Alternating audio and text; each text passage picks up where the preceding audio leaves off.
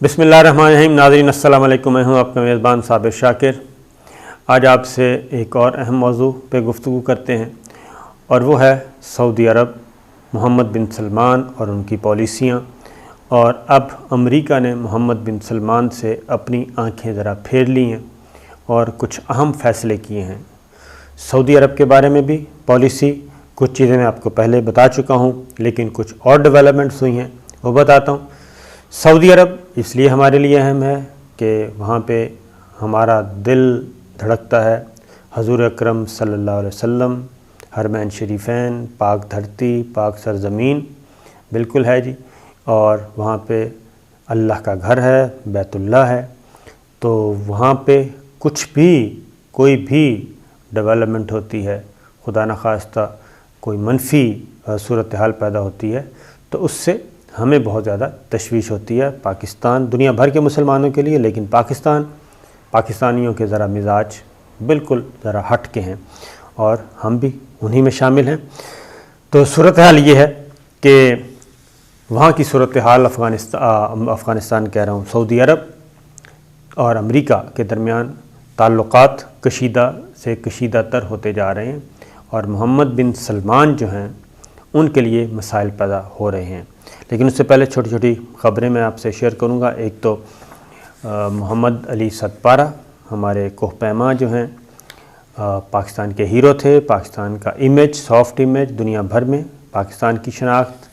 اور ان کے نام سے پاکستان کو جانا چاہتا تھا، پاکستان کے پہاڑوں کو جانا چاہتا تھا، اور برف پوش وادیوں کو پہچانا جاتا تھا، اور وہ ہمارے بلا شبہ ہیرو تھے۔ ان کی موت کا، ان کی وفات کا باضابطہ طور پہ اعلان کر دیا گیا ہے۔ وہ K2 چوٹی سر کرنے گئے تھے، واپسی پہ ان کے ساتھ حادثہ ہوا، ان کے ساتھ 2 غیر ملکی کوہ پیما بھی تھے۔ 9 روز کے بعد بالآخر باقاعدہ طور پہ گلگت بلتستان کی حکومت نے یہ اعلان کر دیا ہے کہ اب انہیں اس دنیا میں نہیں سمجھا جائے گا، اور جتنی بھی کوششیں تھیں ان کو تلاش کرنے کی وہ ترک کر دی گئی ہیں، اور ان کی موت کا اعلان کر دیا گیا ہے۔ اسکردو ایئرپورٹ کے بارے میں تجویز کیا گیا ہے کہ ان کے نام سے منسوب کر دیا جائے۔ پھر کچھ سکول کھولے جائیں، ان کے بچوں کو بھی لک آفٹر کیا جائے گا، اسکالرشپس دیے جائیں گے، ایجوکیشن اسکالرشپ دیے جائیں گے، تو یہ ان کی خدمات کے اعزاز میں، اور ان کو اعزازات سے بھی نوازا جائے گا۔ دوسری جانب مسلم لیگ نواز کے مشاہد اللہ خان، وہ اللہ کو پیارے ہو گئے، اللہ تعالیٰ دونوں کو جنت الفردوس میں جگہ دے اور ان کے لواحقین کو صبر جمیل عطا کرے۔ تو اب آتے ہیں جناب سعودی عرب اور امریکہ کے تعلقات۔ محمد بن سلمان، ابھی تک محمد بن سلمان سے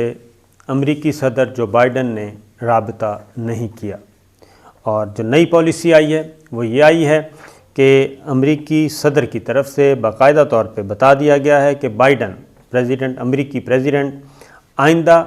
صرف سعودی بادشاہ کنگ سلمان سے رابطہ رکھیں گے، اور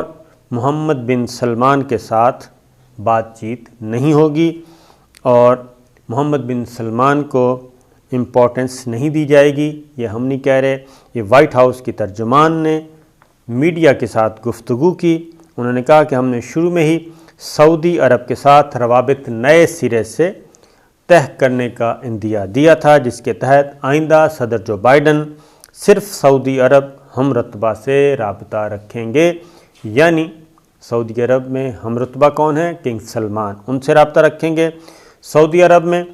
ان کے ہم رتبہ شاہ سلمان ہیں۔ وائٹ ہاؤس کی جانب سے جاری بیان میں مزید کہا گیا کہ صدر جو بائیڈن جلد اسرائیلی وزیر اعظم نیتن یاہو سے بھی ٹیلی فونک رابطہ کریں گے، اور اس کے بعد جو بائیڈن نے اسرائیل کے وزیر اعظم نیتن یاہو سے بھی ٹیلی فونک رابطہ کر لیا، اور ان کے ساتھ ان ڈیٹیل ڈسکشن کی گئی، اور اس میں سعودی عرب، UAE، خلیجی ممالک کے ساتھ امریکہ کے تعلقات اور ساری سچویشن پہ بات چیت کی گئی، لیکن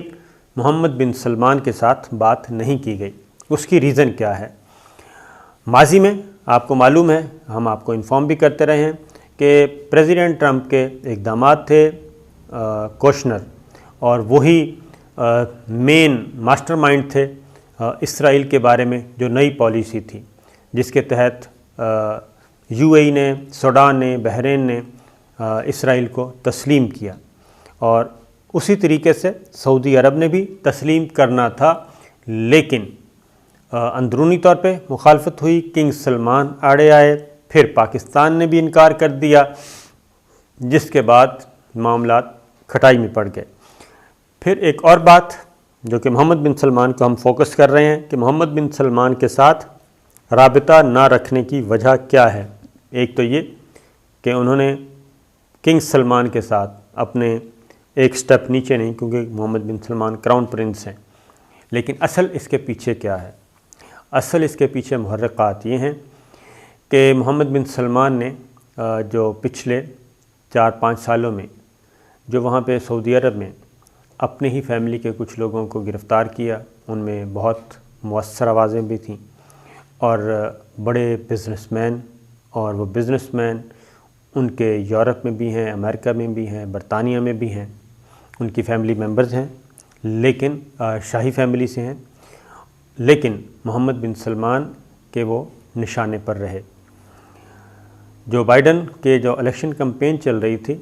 تو اس میں وہ تمام کے تمام جو اربوں کھربوں پتی شہزادے ہیں جو کہ محمد بن سلمان کے اپوزیشن میں ہیں، انہوں نے بہت زیادہ انویسٹ بھی کیا۔ وہ فرانس میں بھی متحرک رہے، یورپ میں بھی، وہ برطانیہ میں بھی متحرک رہے، اور امریکہ میں الیکشن کمپین جو بائیڈن کی اس میں متحرک رہے۔ باقاعدہ انہوں نے بڑے بڑے لابیسٹ ہائر کیے ہوئے تھے، اور جو بائیڈن کو یہ احساس دلانے میں کامیاب ہوئے کہ سعودی عرب میں محمد بن سلمان بہت زیادہ مسائل پیدا کر رہے ہیں، انسانی حقوق، مخالفین کے ساتھ یہ سلوک کر رہے ہیں۔ پھر خاص طور پہ جو یمن کی جنگ ہے، اس میں بھی جو بائیڈن جو ہیں براہ راست، چونکہ یہ 4 سال بعد ہی حکومت تبدیل ہو گئی، اور جب پریزیڈنٹ اوباما تھے اس وقت بھی وہ یمن کی جنگ کو سپورٹ نہیں کر رہے تھے، اور وہ انسانی حقوق کے حوالے سے ان کے کنسرنز تھے، لہٰذا وہی ہوا۔ پھر اس دوران ایک صحافی، سعودی صحافی جو ہے وہ قتل ہوا خشوگی، ترکی میں، وہ ایک مصیبت بن گئی۔ اس کے بارے میں بھی جو CIA نے، FBI نے جو رپورٹس کمپلیٹ کیں، جو انفارمیشن کلیکٹ کیں، وہ پریزیڈنٹ ٹرمپ کو دی گئیں، لیکن اطلاعات کے مطابق اسرائیلی وزیر اعظم نے اس وقت اپنا اثر و رسوخ استعمال کیا اور MBS کو سپورٹ کیا، اور پریزیڈنٹ ٹرمپ نے اس رپورٹس کو، ان انفارمیشن کو دیکھنے کے باوجود ان پہ کوئی کارروائی نہیں کی، بلکہ فیور کی۔ پھر یہ ہوا ایک سعودی انٹیلیجنس چیف، وہ پہنچے ہوئے ہیں کینیڈا، پھر ان پہ ایک اٹیمپٹ کی گئی مبینہ طور پہ، انہوں نے امریکہ میں مقدمہ دائر کر دیا، اور امریکی عدالت میں بھی محمد بن سلمان کے خلاف یہ کارروائی چل رہی ہے۔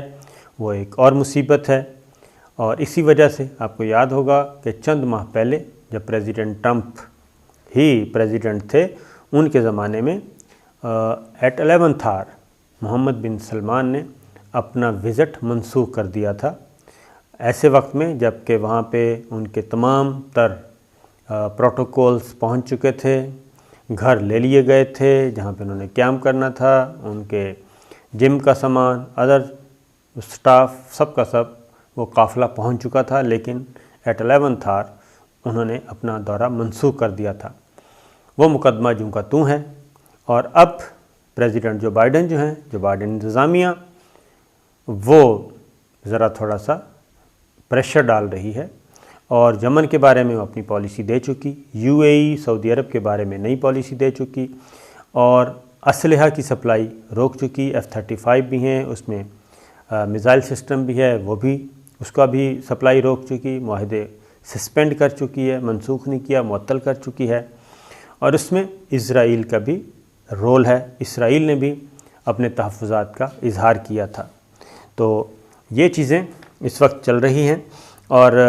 بائیڈن کا جو اسرائیلی وزیر اعظم کے ساتھ رابطہ ہوا ہے، اس میں امریکہ اور اسرائیل کے تعلقات کو مزید مضبوط کرنے کا اور ایک دوسرے کے مفادات کو مزید تحفظ دینے کا اعادہ کیا گیا، اور پھر اوول آفس میں مزدور رہنماؤں کے بعد صحافیوں سے گفتگو کی۔ اسرائیل کے وزیر اعظم سے ہونے والی بات چیت کے بارے میں کہا کہ ہماری بہت اچھی گفتگو ہوئی ہے۔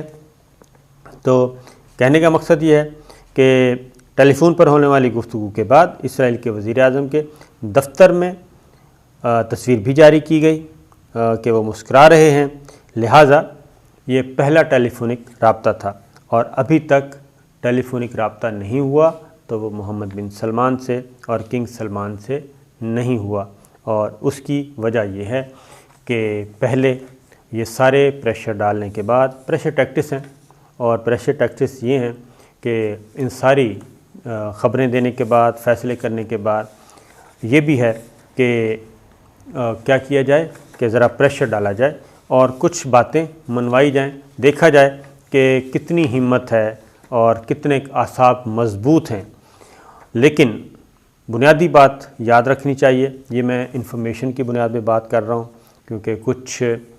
انفارمیشن میرے پاس بھی ہیں، وہ یورپ سے بھی ہیں، وہ واشنگٹن سے بھی ہیں، وہ نیو یارک سے بھی ہیں، کہ جن لوگوں کو یعنی کہ اپنے خاندان کے محمد بن سلمان نے اپنے خاندان کے جن شہزادوں کو شہزادیوں کو جو کہ بہت بڑے تگڑے بزنس مین ہیں، وہ پاکستان میں تو خیر اس طرح کے تصور بھی نہیں کیا جا سکتا، ٹریلین میں ہیں، وہ بدستور MBS کے خلاف متحرک ہیں